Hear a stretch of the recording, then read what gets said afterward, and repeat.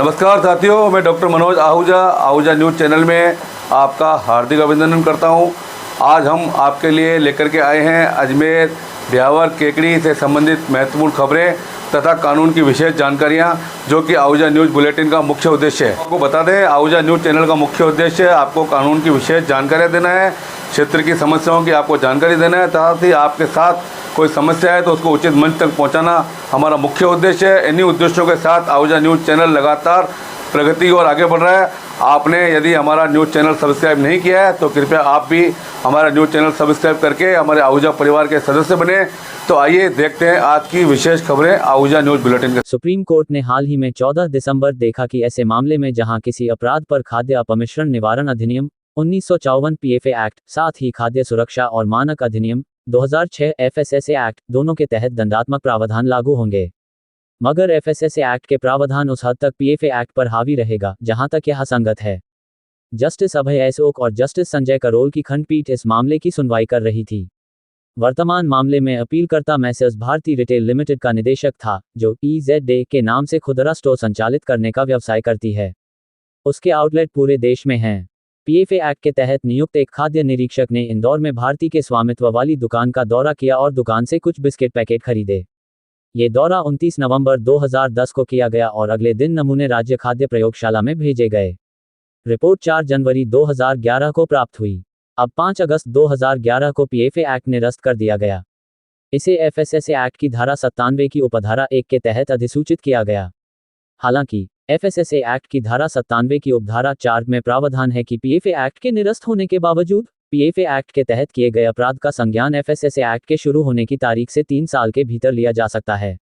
मामले के संबंध में खाद्य निरीक्षक ने 12 अगस्त 2011 को आरोप पत्र दायर किया। इसके अनुसार अपीलकर्ता के खिलाफ पीएफए एक्ट के तहत अपराध का संज्ञान लिया गया। कथित अपराध मिसब्रांडिंग का था। नतीजतन अपीलकर्ता ने कार्यवाही रद्द करने के लिए हाईकोर्ट का दरवाजा खटखटाया। हालांकि हाईकोर्ट ने यह कहते हुए उसकी याचिका खारिज कर दी कि एफएसएसए एक्ट की धारा 97 की उपधारा 4 के मद्देनजर पीएफए एक्ट के तहत अपराध के लिए संज्ञान लिया जा सकता है। इस पूर्वोक्त पृष्ठभूमि में मामला सुप्रीम कोर्ट में पहुंच गया। न्यायालय ने कहा कि कथित अपराध पीएफए एक्ट की धारा 16(1)(a) के तहत दंडनीय है। उक्त प्रावधान में कारावास का प्रावधान है, जो 6 महीने से कम नहीं हो सकता है।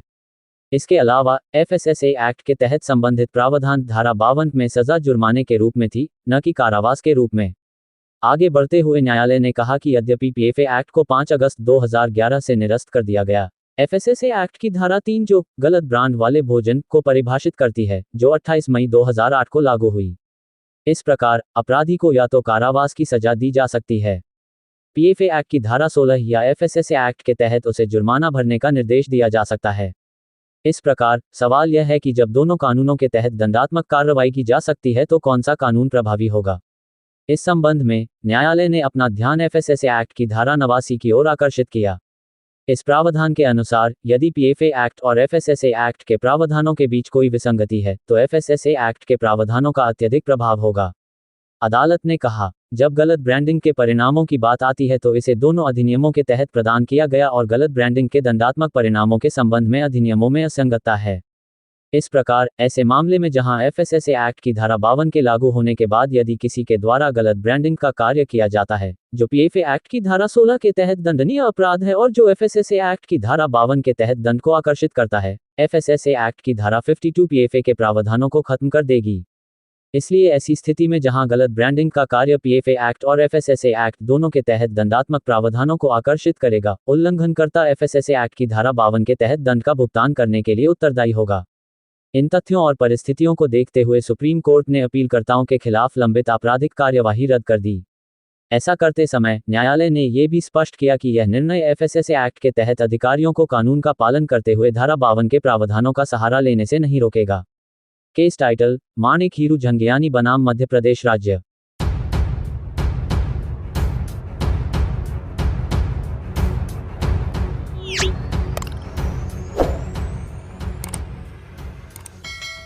यातायात सलाहकार संघ अजमेर की नवनिर्वाचित कार्यकारिणी में मसूदा विधानसभा के छछूंद्रा गांव के निवासी पप्पू प्रजापति को बड़ी जिम्मेदारी देते हुए संगठन का सह सचिव मनोनीत किया गया है। प्रजापति ने बताया कि उन्हें जो जिम्मेदारी दी गई है उसका वो ईमानदारी व निष्ठापूर्वक निर्वहन करेंगे। इसके साथ ही उन्होंने कहा कि वैद्य की जनता के यातायात संबंधित कार्य पूर्व की बजाय और अच्छे से सुगमता पूर्वक करने के प्रयास किए जाएंगे। प्रजापति की इस नियुक्ति के बाद क्षेत्र की जनता में खुशी की लहर बनी हुई है। प्रजापति के मित्रों व शुभचिंतकों द्वारा उन्हें बधाई व शुभकामनाएं दी जा रही है। वहीं प्रजापति ने सभी का आभार व्यक्त किया है।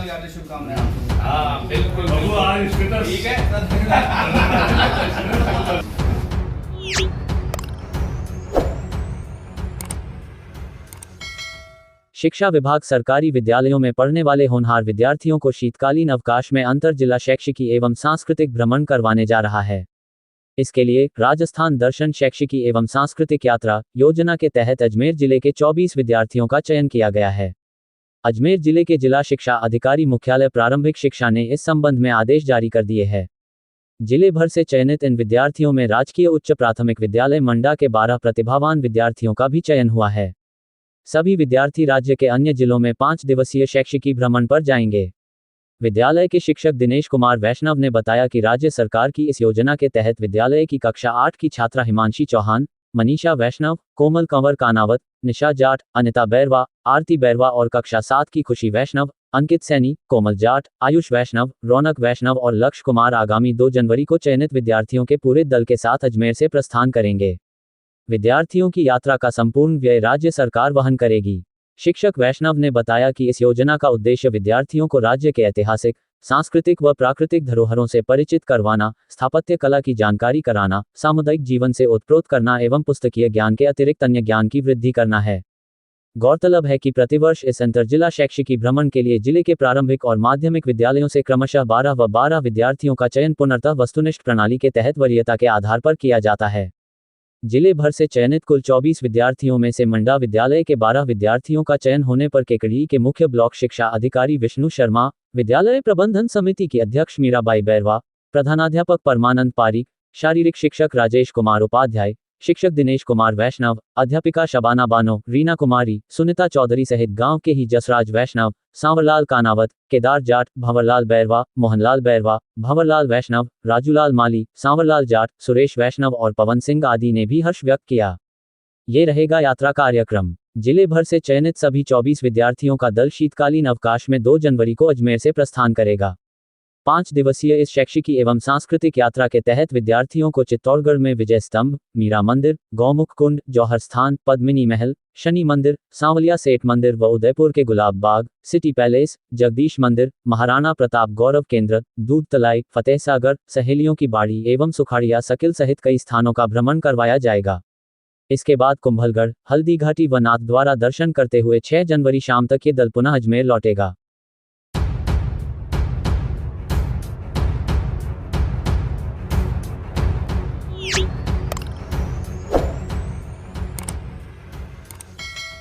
ट्रस्ट श्री गुरु सिंह सभा विजयनगर द्वारा लोहड़ी पर्व श्रद्धा और भावना धूमधाम से मनाया जाएगा।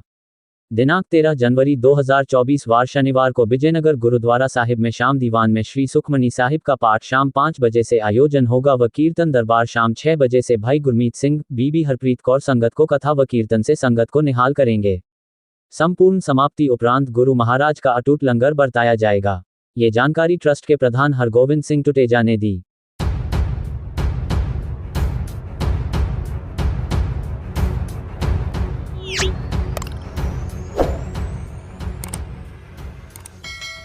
राजस्थान हाईकोर्ट के acting chief justice M Srivastava अब यहां मुख्य न्यायाधीश सीजे होंगे। सुप्रीम कोर्ट कॉलेजियम ने उनके नाम की सिफारिश की है।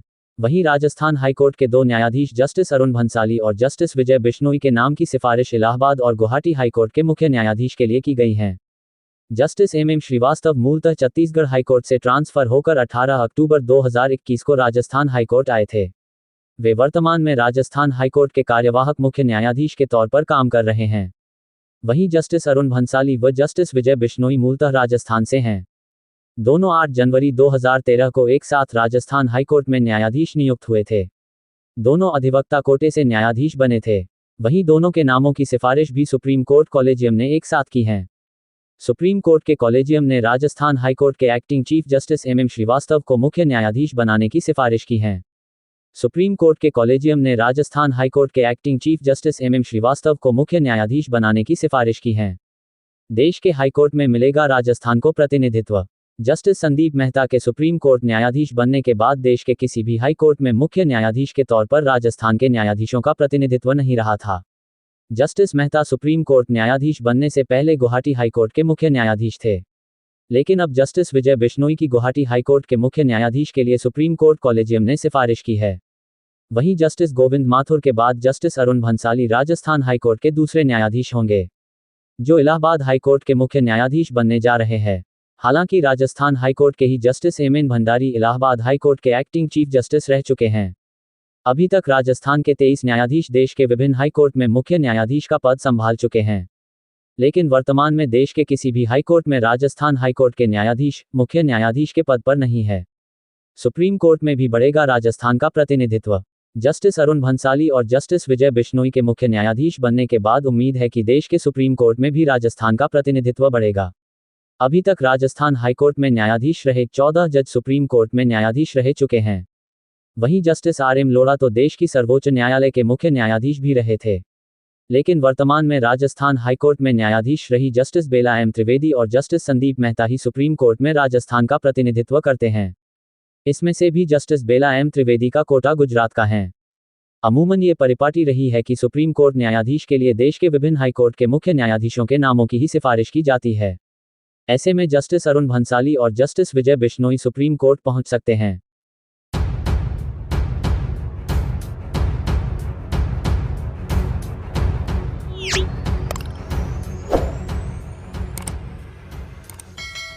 कस्बे के एडवोकेट व पत्रकार डॉक्टर मनोज आहूजा के संस्थान आहूजा एसोसिएट के संयोजन में स्थापित सद्भावना दल के सदस्यों को आज भगवान सत्यनारायण के मंदिर से मां त्रिपुरा सुंदरी के लिए जाने वाली धार्मिक यात्रा को बांदनवाड़ा के राजा साहब कुंवर वीरेंद्र सिंह राठौड़, समाज सेवी ओम प्रकाश आहूजा, भगवान सत्यनारायण मंदिर के मुख्य उपासक सियाराम उपाध्याय, शिक्षक पवन धूमश, बांदनवाड़ा चौकी के कार्यवाहक इंचार्ज महेश चौधरी के नेतृत्व में भगवान सत्यनारायण मंदिर के पुजारी पंडित सियाराम उपाध्याय ने तिलक लगाकर तथा उपस्थित अधिकारियों व जनप्रतिनिधियों ने माता रानी की झंडी दिखाकर यात्रा की सफलता के लिए शुभकामनाएं देते हुए सद्भावना दल को इस पुनीत कार्य के लिए बधाई दी। इस अवसर पर कुंवर वीरेंद्र सिंह राठौड़ ने कहा कि कस्बे के आराध्य देव भगवान सत्यनारायण के दरबार से निकाली गई इस यात्रा से क्षेत्र की जनता में प्रेम, भाईचारा व सद्भाव की वृद्धि होगी। शिक्षक पवन धूमश ने कहा कि आहूजा एसोसिएट कार्यालय द्वारा प्रतिवर्ष क्षेत्र के लोगों में सद्भावना की वृद्धि हो तथा प्रेम व भाईचारा बना रहे की भावना रखते हुए यात्रा निकाली जाती है, जिससे लोगों के मन में प्रेम व भाईचारा बढ़ता है। ये एक अच्छी पहल है। उन्होंने सबको आशीर्वाद देते हुए शुभकामनाएं दी। इंचार्ज महेश चौधरी ने भी सद्भावना दल के सदस्यों को शुभकामनाएं देते हुए बधाई दी। समाज सेवी ओम प्रकाश आहूजा ने भी शुभकामनाएं देते हुए सफल यात्रा के लिए मंगल कामना की। इस अवसर पर माता रानी त्रिपुरा सुंदरी पर जाने वाले श्रद्धालुओं में प्रदेश के विभिन्न क्षेत्रों से आए हुए 55 सदस्यों में आहूजा एसोसिएट के managing director doctor Manoj Ahuja, advocate Sandeep Mathur, Richa Mathur, Manoj Mishra, Yogita Mishra, Manav Mishra, Amit Srivastava, doctor Ritu Shilpi Saxena, Mishti Srivastava, Mitul, Mitarth, Ashok Singh Rawat, Gendi Devi Rawat, Sania Rawat, Anil Parashar, Shimla Parashar, Kavya Parashar, Shalini Ahuja, Jatin, Vrinda, Shankar Ahuja, Kajal Ahuja, Harshvardhan, Tarun, Aishwarya, Dinky, Krishna, Hemant Prajapati, Lavesh Prajapati, Bhavesh Tated, Manish Chhipa, Jyoti छिपा, एप्पल बिटिया, सुनील शर्मा, पुष्पलता शर्मा, तनु अंकित, ताशी, विपिन पंजवानी, जितेंद्र चंदीरामानी, वंशिका चंदीरामानी, जय, खुशी, शान, दक्ष, जितेंद्र तेजवानी, वंशिका तेजवानी, जयंती, भावना, रिया तेजवानी, माही, एडवोकेट अनिल मिश्रा, सीएल वैष्णव, गोविंद सिंगला आदि मौजूद रहे। सद्भावना दल के सह संयोजक संदीप ने बताया कि आहूजा के नेतृत्व में ये 10वीं यात्रा है। आहूजा एसोसिएट का उद्देश्य क्षेत्र में अमन, चैन व खुशहाली बनाए रखना है। कोरोना संक्रमण के दौरान भी आहूजा ने माता रानी त्रिपुरा सुंदरी के दरबार में जाकर क्षेत्रवासियों की कोरोना से रक्षा की प्रार्थना की थी। माता रानी व भगवान सत्यनारायण की कृपा दृष्टि से क्षेत्र में सुख, शांति, समृद्धि बनी रही तथा जनहानि नहीं हुई। तथा भगवान सत्यनारायण के मंदिर की नई समिति का निर्विरोध निर्वाचन होने के बाद मंदिर के विकास के नए आयाम स्थापित होने लगे हैं। क्षेत्र में अमन, चैन, खुशहाली बनी हुई है, विकास के नए आयाम स्थापित हुए हैं। क्षेत्र के विकास की कमान स्थानीय प्रत्याशी विधायक वीरेंद्र सिंह कानावत के हाथ आई है। इसलिए माता रानी के दरबार में आभार प्रकट करने जा रहे हैं।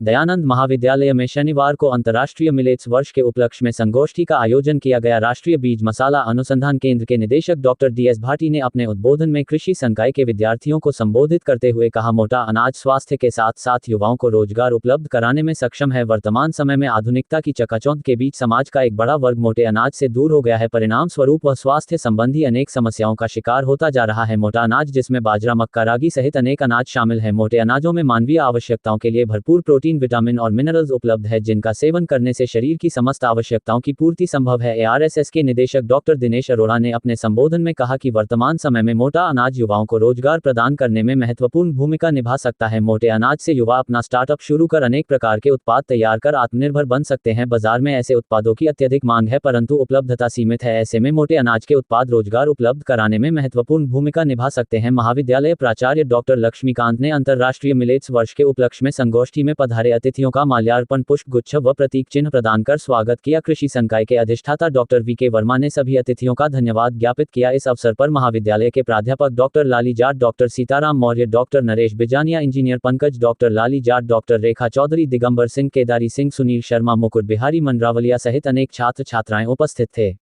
आज आयोजन किया गया।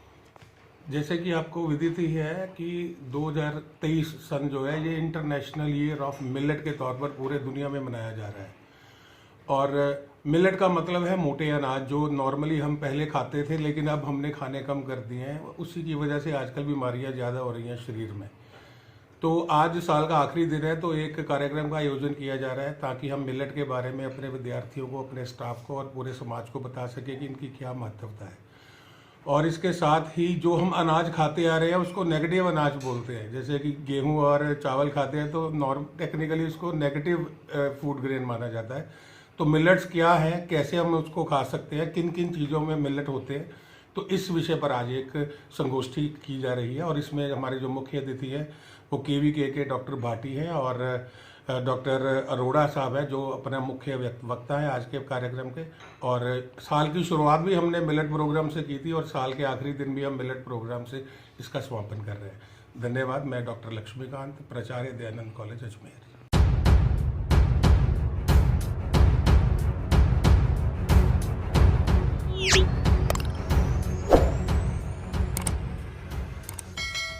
उपखंड अधिकारी मसूदा भरत राज गुर्जर ने आज ग्राम पंचायत उत्तमी में विकसित भारत संकल्प यात्रा कैंप में पारंपरिक तरीके से संकल्प यात्रा वैन का सरपंच उत्तमी के साथ तिलक लगाकर स्वागत किया। साथ ही कैंप में उपस्थित नागरिकों को भारत सरकार द्वारा संचालित योजनाओं के बारे में जानकारी प्रदान की। साथ ही कैंप में उपस्थित सभी विभागों के अधिकारियों को निर्देश प्रदान किए कि ज्यादा से ज्यादा ग्रामीणों को योजनाओं का लाभ मिल सके। इस हेतु लाभार्थियों को योजनाओं से जोड़ने के निर्देश प्रदान किए। साथ ही उपखंड अधिकारी मसूदा ने महिला एवं बाल विकास विभाग की तरफ से संचालित मातृ पोषण योजना के तहत कैंप में उपस्थित महिलाओं की गोद भराई की एवं साथ ही नवजात शिशु को अन्नप्राशन की रस्म अदा की। एवं साथ ही कार्यक्रम में ग्राम पंचायत के उत्कृष्ट कार्य करने वाले कर्मचारियों को प्रशस्ति पत्र प्रदान किए और प्रतिभावान विद्यार्थियों को भी प्रशस्ति पत्र प्रदान किए। साथ ही उज्ज्वल भविष्य के लिए शुभकामनाएं दी। इस दौरान कार्यक्रम में विकास अधिकारी मसूदा मातादीन मीना, बीसीएमओ मसूदा शैलेंद्र लाखन एवं अन्य ब्लॉक स्तरीय अधिकारी एवं कर्मचारी उपस्थित रहे।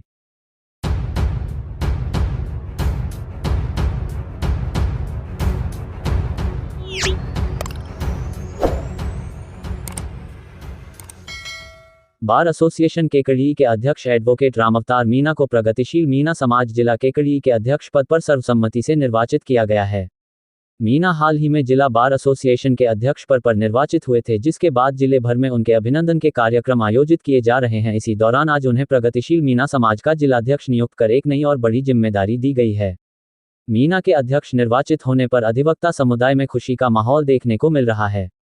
उक्त नियुक्ति के बाद अखिल भारतीय संयुक्त अधिवक्ता मंच के अजमेर संभागीय अध्यक्ष एडवोकेट डॉक्टर मनोज आहूजा ने मीना को बधाई व शुभकामनाएं देते हुए प्रगतिशील मीना समाज के सदस्यों का आभार व्यक्त करते हुए कहा कि निश्चित तौर पर उन्होंने संगठन की जिम्मेदारी एक योग्य व्यक्ति के हाथों में दी है। मीना के नेतृत्व में संगठन अपने महान उद्देश्यों को प्राप्त करने में अपनी महत्वपूर्ण भूमिका अदा करेगा।